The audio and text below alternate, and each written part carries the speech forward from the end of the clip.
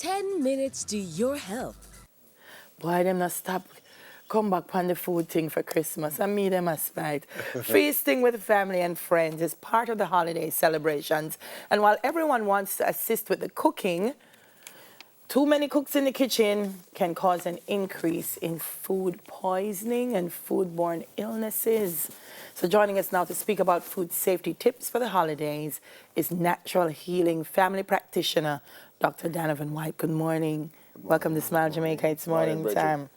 Lord of mercy, it's the second Grinch we're going to steal Christmas.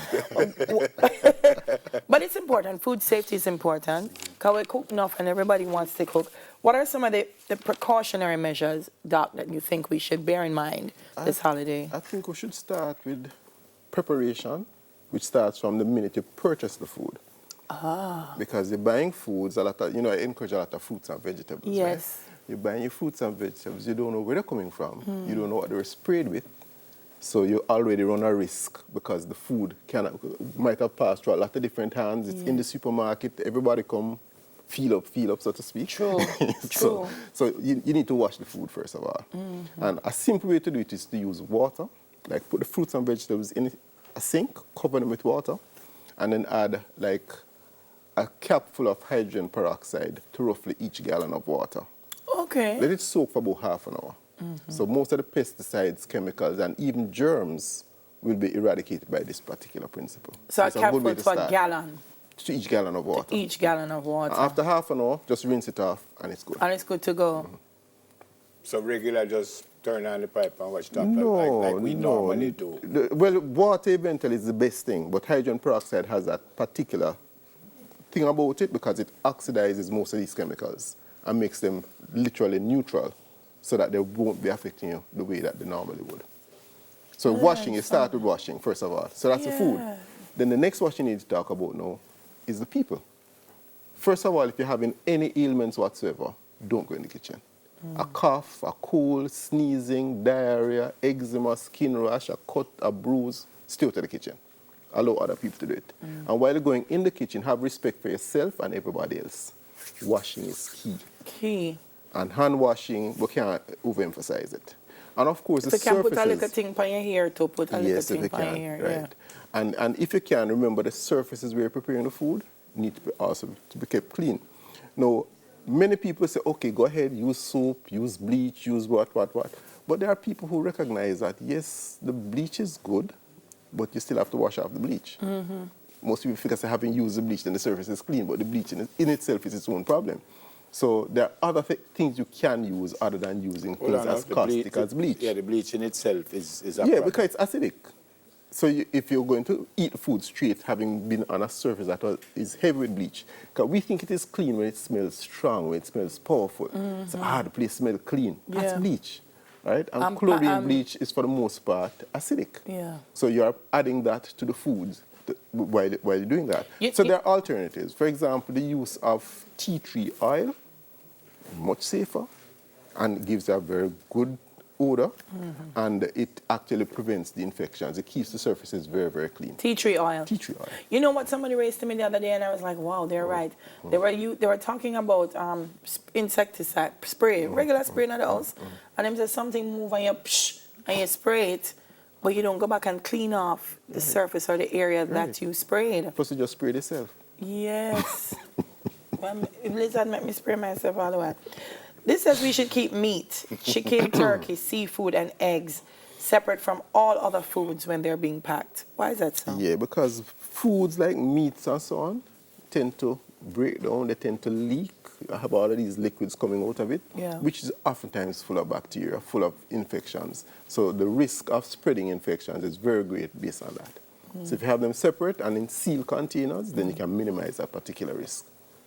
Well, you said something right there, so now, Doc. Do not taste or eat raw dough or batter that is meant to be baked or cooked. Robbing us of that pleasure we had as children. Kind of wiping the bowl clean. Yes. But the truth is that a lot of the batters that people are using to make cakes and so on contain things like eggs. And the risk of infections with eggs is extremely high. Really? Yes, ma'am. Salmonella especially. So by doing that, you actually can run the risk because it's uncooked. So the beauty about cooking, is that cooking actually doesn't really destroy the infection, Cooking actually, the heat provided reduces the rate at which infections can multiply. So when you heat the food, you actually reduce the risk of infections. And then the next thing to do is to have it frozen, because infections do not multiply under extremes of temperature, whether it's very hot or very cold. So cooking is actually doing that, but it's not killing the infections. We tend to fool ourselves into thinking that it does. Yes, we say from it boil it dead. Because you take that food that has been cooked, Yes. put it in a sealed container, and watch it for 24 hours until what happens next. You'll be amazed to see the amount of infection activity going on. It just means that under the extremes of temperature, they did not multiply as rapidly as they normally would. But guess what happens when it goes into your body? It's not very hot, not very cold, perfect temperature. Nice and perfect. So then the infections are going where? Them said it's comfy. All right. Raw food Just is... I shouldn't take away the green. Raw food is I shouldn't take away your food, right? Some people think raw food is better. Well, again, but raw food is actually a much safer thing. It's better for us, because cooking is actually a curse on mankind, There's no other animal that cooks. Why do we think that we are so special we need to go and cook food? All other animals get food and they eat it, right? They eat the fruits, they eat the leaves. We have to kill and cook. Something is wrong with that picture. But anyhow, not here to tell you not to cook. Interesting. We're almost out of time. I want to change lanes just a bit. Okay. And I'm changing lanes because I saw you on television saying that the fogging is not good for us, even though some people think if you don't fog, you're going to get dengue, you're going to get all kind of thing. Why is the fogging a problem? The chemicals that are used in the fogging, for the most part, is called malathion. And if you go and do your research about malathion, you realize that it is not good for the mosquito, neither is it good for humans. But because we're a little bigger than the mosquito, the relative dosage that we have been subjected to is much less than the mosquito. So the mosquito will keel over and die quickly. We'll take a little longer. But there are people who will react to this product because it literally paralyzes the respiratory muscles. So you don't breathe as well. So there are many people who have respiratory illnesses based on this particular The ministry responded and suggested that the amount that they put in the fogging can't do what you just said it would do. That's what they would love to think that. But I'm sure if you go to the individual communities and ask the people who are there after they have sprayed, there are many people who tell you how sick they are. Is there a safe way of fogging? All right. I think the solution really is that we're approaching the problem a little skewed. We're making it sound as if the mosquito is our greatest enemy. Mosquito has a purpose, You may not like it, but it has a purpose. But the whole idea is not about just killing the mosquitoes. It's about us keeping our environment in a much cleaner way.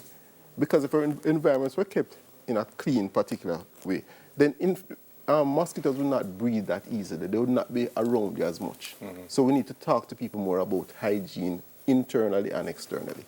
But the spraying thing has its limitations, so we need to be careful about that. Good to see. Thank you. Well, it's a Dr. Natural, but it's Dr. Donovan Whyte, who is a natural healing family practitioner. But maybe I'll start calling Dr. Natural. Wow. I like it. Wow. Coming up next, Appleton Estate's signature nights. We'll be right back. Easy, Dr. Natural. Dr. Natural. That's better than the Grinch. Dr. Donovan, keep the Grinch. 10 minutes to your health.